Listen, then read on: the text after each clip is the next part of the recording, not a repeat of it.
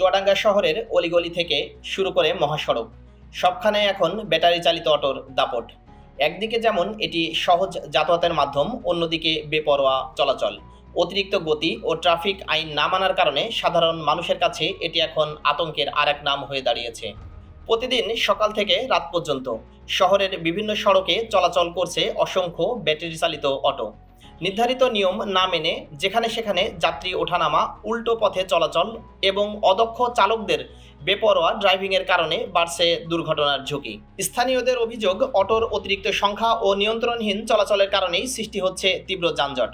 বিশেষ করে স্কুল কলেজগামী শিক্ষার্থী ও পথচারীদের চলাচলে তৈরি হচ্ছে চরম ভোগান্তি। আসলে চুয়াডাঙ্গাতে অটো ব্যবস্থাপনা এটা আসলেই অনিয়ন্ত্রিত।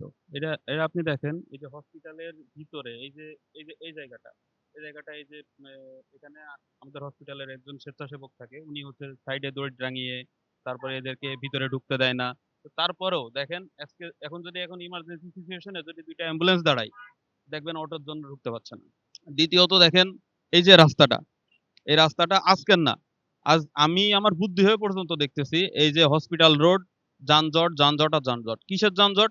অটোর যানজট। এই অটো নিয়ে এই রাস্তায় ঢুকলে কিছু না হইলেও আপনার কলেজ থেকে হসপিটাল পর্যন্ত আসতে সময় লাগে মিনিমাম 5 থেকে 7 মিনিট, যেখানে একটা মানুষ হাইটে আসলে মনে হয় তার থেকে কম সময় লাগে। কি কারণে লাগে? অটোর যানজট। আপনি একটু দেখেন, এই যে কোর্টমোড়ের কথাই চিন্তা করেন, বা হচ্ছে আপনি চুয়াডাঙ্গা শহরের প্রত্যেকটা মোড়ে মোড়ে যত্রতত্র ভাবে অটো পরিচালনার কারণে এই যে মানুষের একটা দ্রুত একটা ইমার্জেন্সি রুগী আসবে পারতেছে না, একটা গাড়ি ঘুরাবে পারতেছে না। কি কারণে? অটোর কারণে।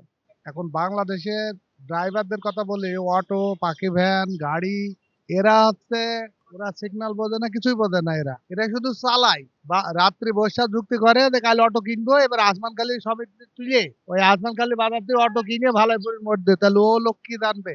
ও লোক রাস্তার কি চেনে? কিছু যেখানে জোর দেওয়ার দরকার সেখান থেকে আসছে আর ব্যাকে যায় জোরে। আমরা হাজার হাজার টাকা দিয়ে ড্রাইভিং লাইসেন্স করছি, মোটর সাইকেলের কাগজ করছি, ট্রাক বাসের কাগজ করছি, কিন্তু আমাদের উগের দেখে আমাদের সাইড দিতে হচ্ছে। মানে খুব জঘন্য, মানে জঘন্য কার্যকলাপ। এই যে অনিবন্ধিত যেই অটোগুলা আছে, এগুলা যদি একটা শৃঙ্খলার ভেতরে নিয়ে আসে গভর্নমেন্ট, তাহলে আমার মনে হয় কি, যে আমাদের এই হসপিটাল যে রোডটা, এই রোডটা অনেকটা ক্লিয়ার হবে, এবং সারা বাংলাদেশে যদি এই মানে প্রক্রিয়াটা যদি চালু হয়, অনেক ভালো হবে। কারণ এদের জন্য স্কুলগামী যেসব শিক্ষার্থীরা আছে বা যারা পরীক্ষা দিচ্ছে, তারা সময় মতো পৌঁছাতে পারছে না যানজটের কারণে। আর এই যানজটের হলো প্রধান কারণ হচ্ছে অটো। অটো হচ্ছে যেখানে সেখানে ব্রেক করতেছে। আমি হসপিটালে একটা নিউজ করার জন্য আসবো, আমার আসতে 20 মিনিট লেট হচ্ছে। আবার হসপিটালে এসে যে গোল চত্বরটা দেখতেছেন, এখানে অনেক অটো দাঁড়ায় থাকে এই পাশে ও পাশে। একটা ইমার্জেন্সি রুগী আসতে পারে না, এবং সেই ক্ষেত্রে রুগীর সাথে মানে অটোওয়ালাদের সাথে কথা বলতে গেলে কিন্তু গ্যাঞ্জাম আমাদের বেঁধে যায়। আবার একটা ইমার্জেন্সি রুগী নিয়ে অ্যাম্বুলেন্স রাজশাহী বা খুলনা বা ঢাকার উদ্দেশ্যে রওনা দিবে, সেটাও তারা পাচ্ছে না এই অটোর জন্য। আচ্ছা, আমি মূলত আপনার কাছে যেটা জানতে চাচ্ছি সেটা হচ্ছে চুয়াডাঙ্গাতে যে সমস্ত ড্রাইভার অটো চালায় তাদের আসলে সঠিক প্রশিক্ষণ আছে কিনা, বা আসলে তারা সঠিকভাবে গাড়ির যে নিয়ন্ত্রণ পদ্ধতি সেই নিয়ন্ত্রণ পদ্ধতি তারা জানে কিনা, আপনি এই ব্যাপারে কি বলবেন? কিছু অংশ আছে। তারপরে এখন যারা নতুন ড্রাইভার হয়েছে তারা কিছু কিছু বয়স কম আছে, তাদের পক্ষে সম্ভব নাই। তারপরে তারা এই কিছু লোকের সাথে বাদিয়ে দেয়, দিয়ে তারা আবার এই যে উগ্র মেজাজ করে। হ্যাঁ, কিন্তু আসলে এদের কিছু দিন প্রশিক্ষণ নেওয়ার দরকার আছে।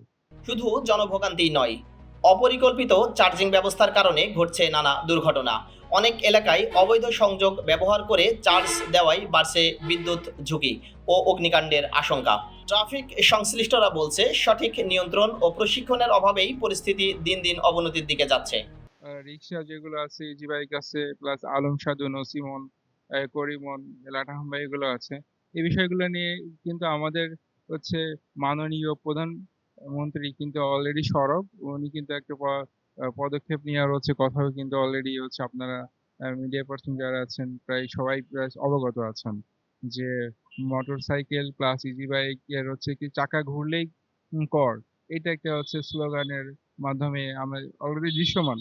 এই বিষয়টা আসলে আমরা তো হচ্ছে ফিল্ড পর্যায়ে কাজ করি, আমরা এটা ফেস করি, কিন্তু এটার প্রতি যে নীতি নির্ধারণটা কিভাবে হবে, এটা আমাদের হচ্ছে মহান সংসদেই কিন্তু হচ্ছে এই আইনের মাধ্যমে এগুলা তৈরি হয়ে আসে, আইনটা তৈরি হয়ে পাস হয়ে আসে, এবং আমরা শুধু এই আইনটাকে প্রয়োগ করার চেষ্টা করি বা ওইটাকে ইমপ্লিমেন্ট করার চেষ্টা করি। তবে আমার মনে হয় এইটাকে একটু নিয়ন্ত্রণ করা উচিত, এই জনগণের ভোগান্তি নিরসনের লক্ষ্যে। আর এইটার জন্যই কিন্তু আমাদের মাননীয় সুযোগ্য পুলিশ সুপার মহোদয় কিন্তু আমাদের এই ব্যবস্থা গ্রহণ করছেন। উনি ওনার জায়গা থেকে নির্দেশনা দিচ্ছেন, এবং আমরা আমাদের ফোর্স, সার্জেন্ট, এটিএচআই এবং টিআই সাহেব, স্যাররা সবাই মিলে আমরা একসাথে কাজ করতেছি এই নিরসন থেকে বা এই ভয়াবহ বিপর্যয় থেকে উঠে আসার জন্য। সচেতন মহল মনে করছেন দ্রুত কার্যকর পদক্ষেপ না নিলে জনদুর্ভোগ আরও বাড়বে। তাই নিরাপদ সড়ক ও শৃঙ্খলা ফিরিয়ে আনতে এখনই প্রয়োজন কঠোর নজরদারি ও কার্যকর ব্যবস্থা। জনসাধারণের নিরাপত্তা ও নির্বিঘ্নে চলাচল নিশ্চিত করতে ব্যাটারি চালিত অটোর নিয়ন্ত্রণে দ্রুত পদক্ষেপ নেওয়ার দাবি উঠেছে সর্বমহলে। Naziat Hossain, face the people, Chuadanga.